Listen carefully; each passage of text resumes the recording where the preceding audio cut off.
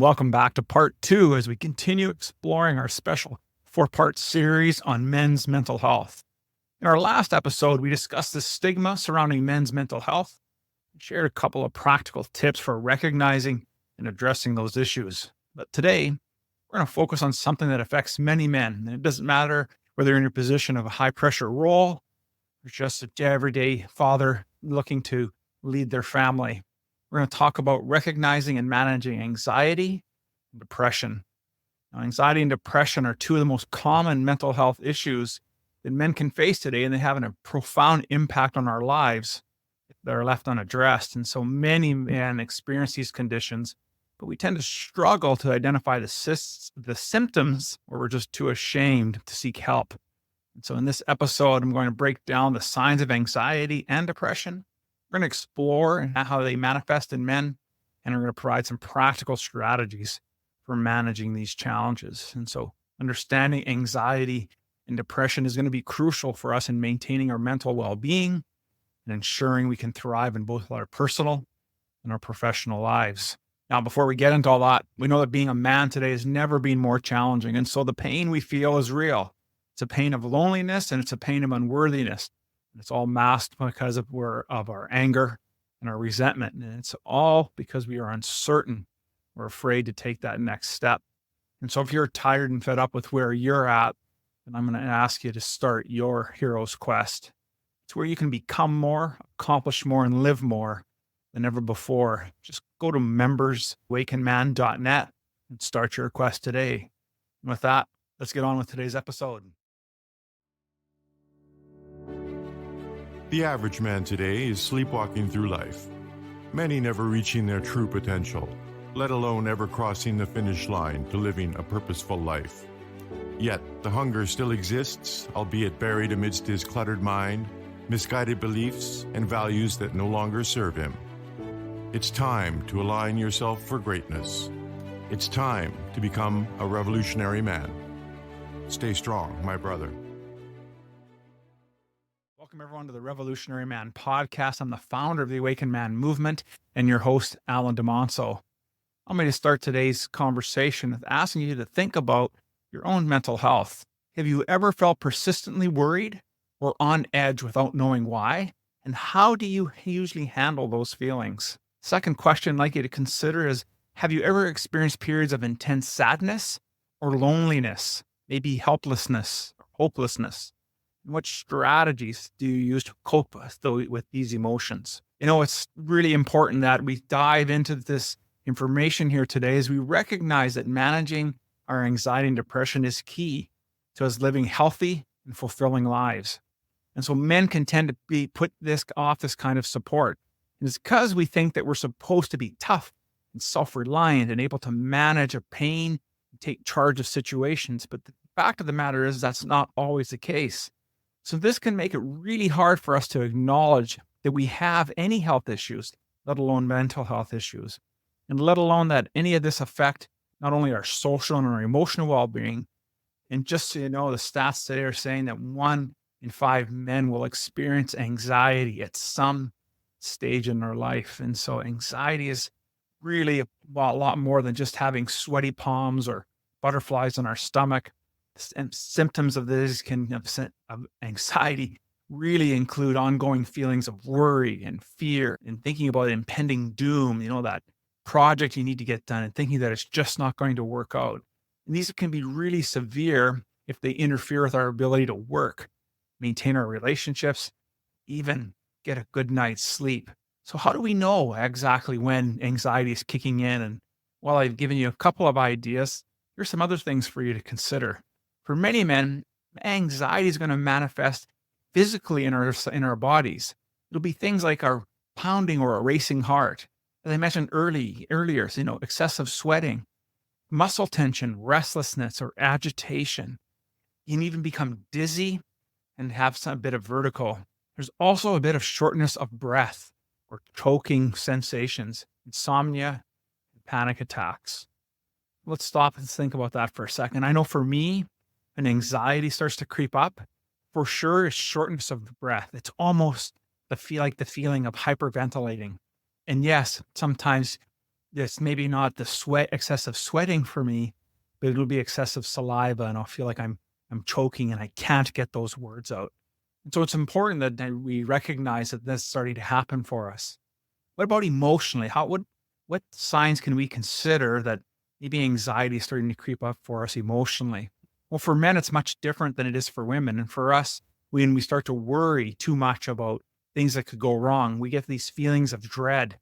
We have challenges concentrating on the task that's sitting at hand. And so we'll become avoidant. We'll have this catastrophic thinking that, the world is going to end. We can also become irritable or get edgy on what's happening. And this is very common for men and how it will show up. And then we can become overly vigilant towards danger. So we become even more cautious. If you're a risk averse person to begin with, and you started getting into bouts of anxiety, it can make it even more challenging to take that next step. And on the other side of the coin, there's the absent-mindedness as well, the fear of losing control, thinking about what's happening in your life. Now, of course, there's many other things that can show up, but here are some basics, some ideas, some things that you can pay attention to that might be happening for you that help understand when anxiety is starting to creep into your life.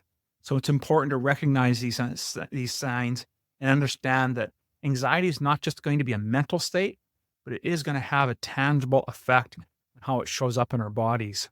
And so the American Psychological Association, the APA, says that chronic work-related stress can be a leading cause to anxiety disorders, which are among the most common mental health issues affecting men today. And I'm not surprised to hear that, especially in a society where everything is about doing more and being and accomplishing more. How is that different than what I'm talking about in our hero's quest? In the hero's quest, when we talk about becoming more, living more, and being more, it's about an internal. It's about living a fulfilled life. It's not about the external drive, the external accoutrements of life society would like you to have. Because let's face it, we can have all the riches in our world that we would ever desire, but it doesn't necessarily make us happy. And so being able to balance and understanding where we're sitting, where we reside in that, and what meaning brings to our lives is the key to us unlocking a more fulfilling life. So let's talk a little bit about depression. While depression is normally going to be associated with sadness and hopelessness, it's also manifests itself also as being irritable and having anger in it. And so unnecessary risk taking will also occur for us.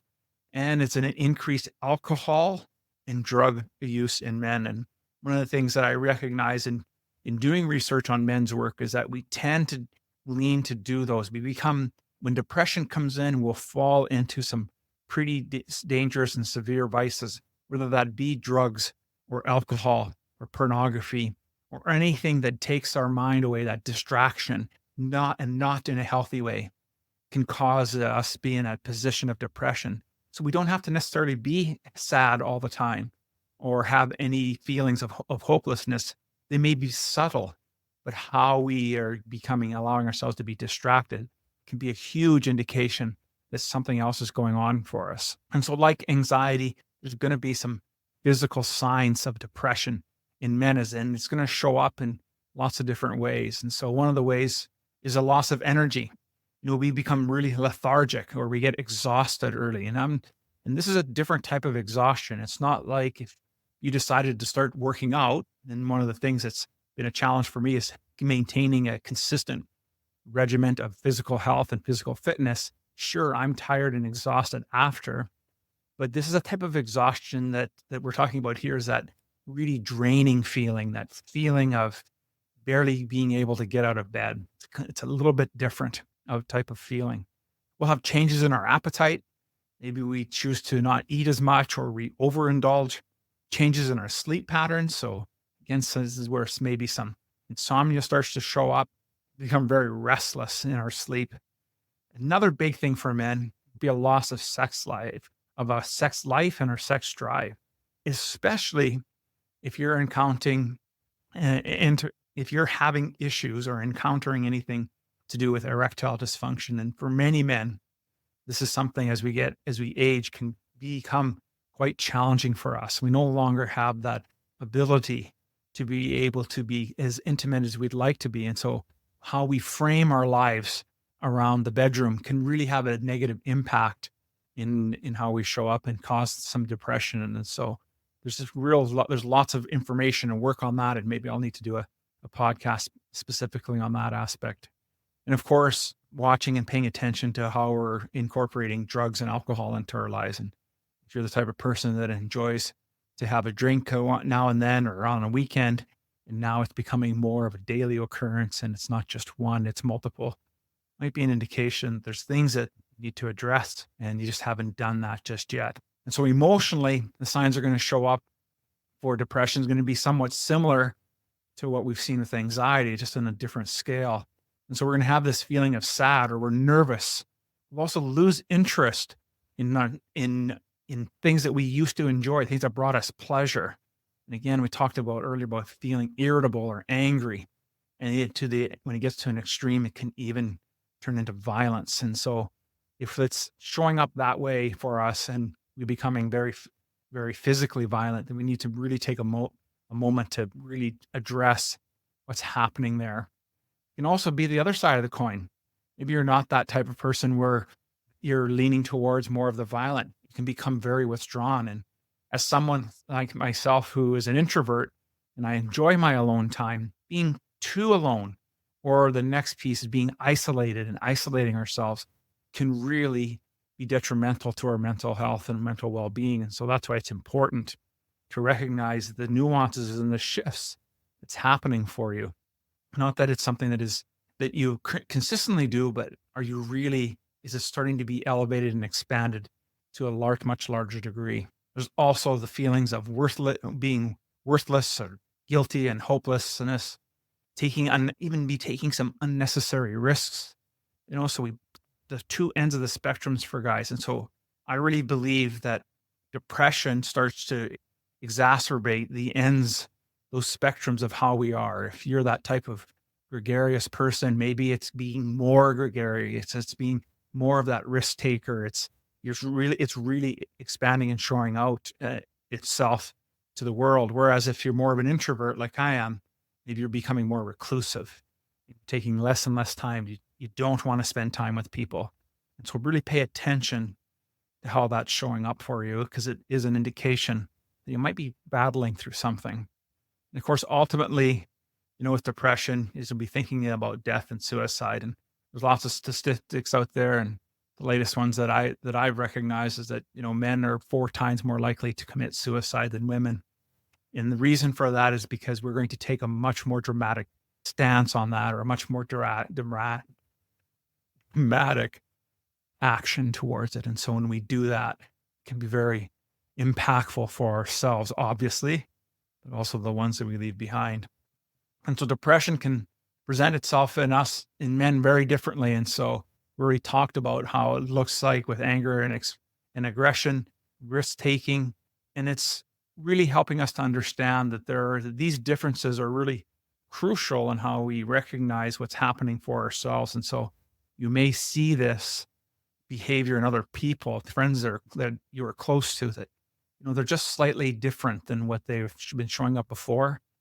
Could be an indication of the things that they're struggling. And so again, when we look at the National Institute on Mental Health, they indicate that men are less likely to recognize our symptoms and less likely to seek help. And so it's often leading to untreated depression, and it's a severe consequences. And so it's really important, gentlemen, that we pay attention to how we're showing up in life and to listen to those that care for us, as they can help steer us in a better direction. So let me tell you a little story about Mike. He's a successful executive who went through a profound mental health journey. See, Mike was always a pillar of strength among his peers, and he had a high-powered job, a loving family, and seemingly it was a perfect life.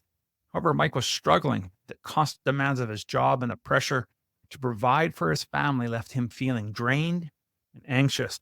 And he started experiencing panic attacks, which he initially dismissed as minor stress. And so as time went on, Mike's anxiety worsened. He began to feel a deep sense of sadness, hopelessness. And so he lost interest in the activities that he used to enjoy.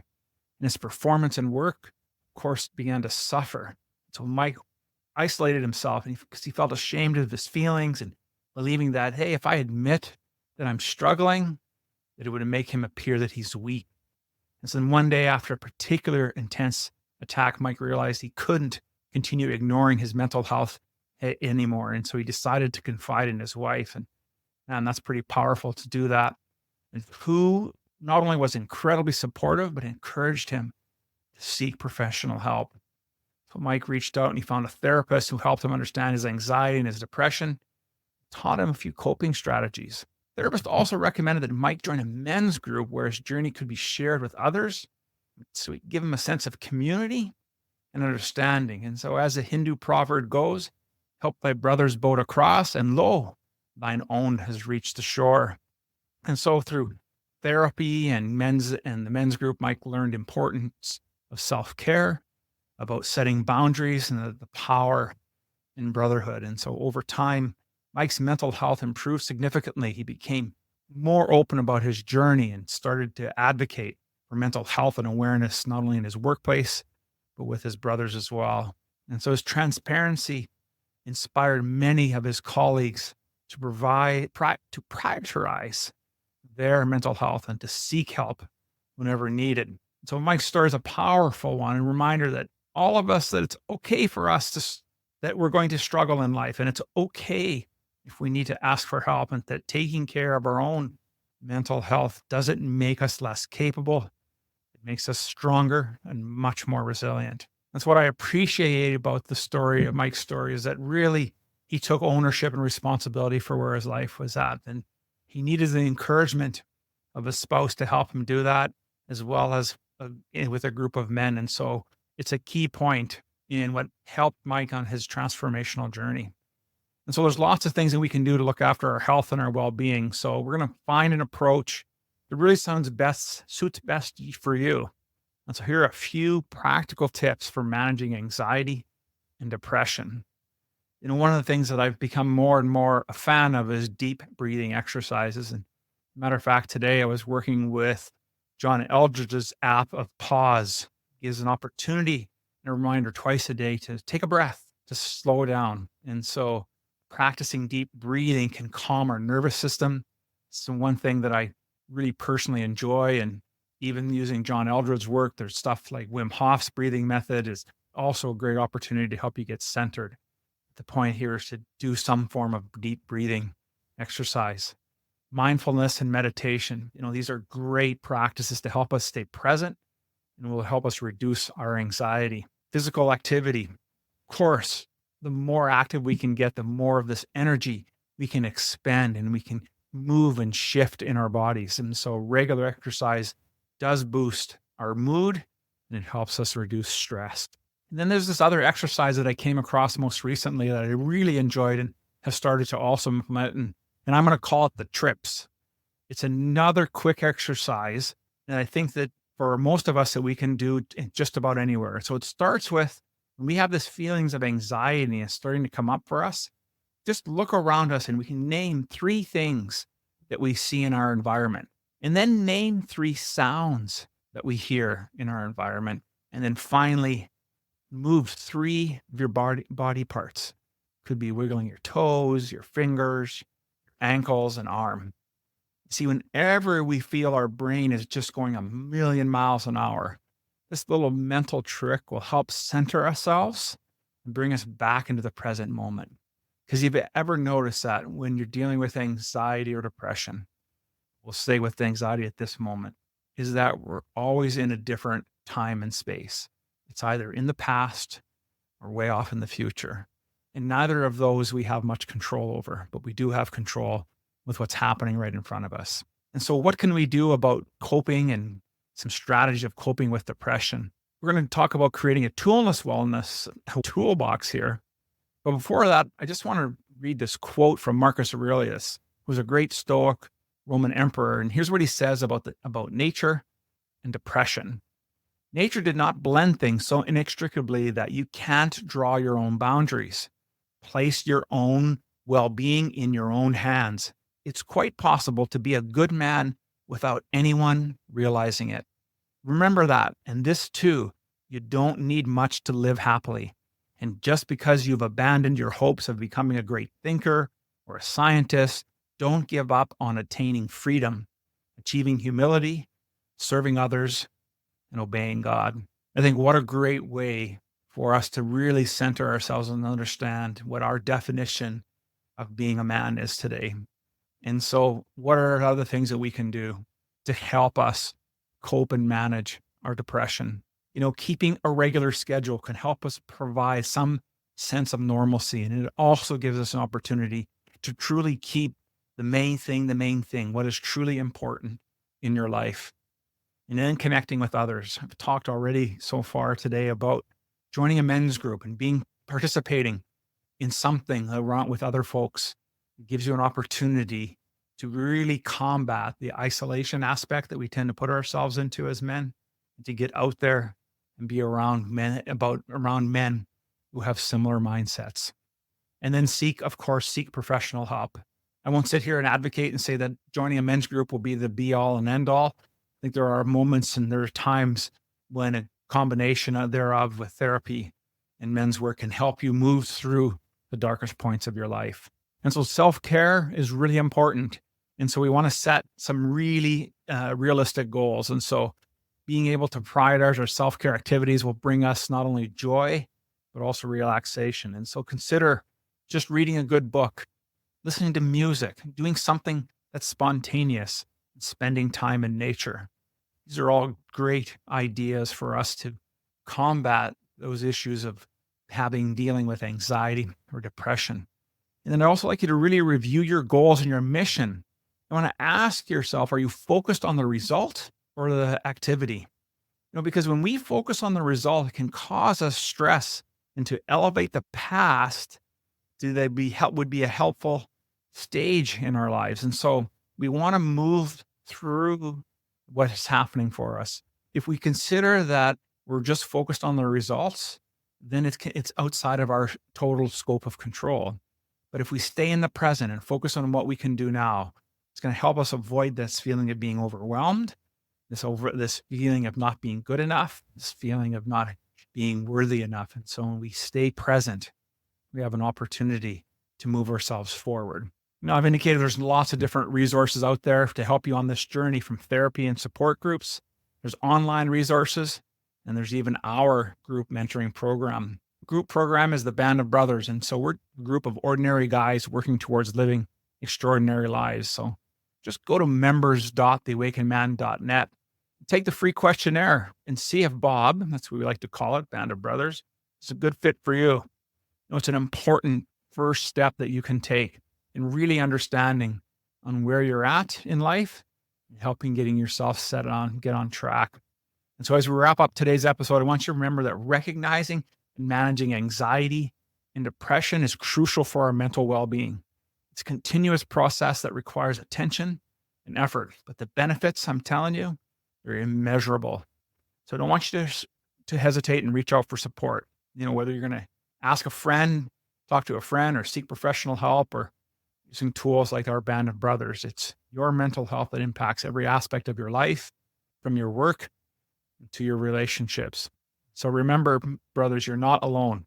We're all in this together. We're striving to be the best versions of ourselves. And so I want to say thank you for tuning into the Revolutionary Man podcast. Hope you found our today's discussion to be insightful and empowering. Just join us next week, because we're going to go into part 3 of this men's mental health series. We're going to explore building resilience, developing healthy coping mechanisms.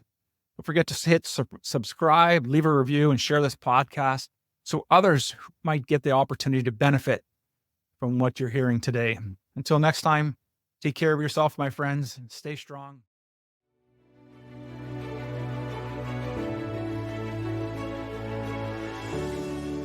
Thank you for listening to the Revolutionary Man podcast. Are you ready to own your destiny? To become more the man you are destined to be? Join the brotherhood that is The Awakened Man at theawakenedman.net and start forging a new destiny today.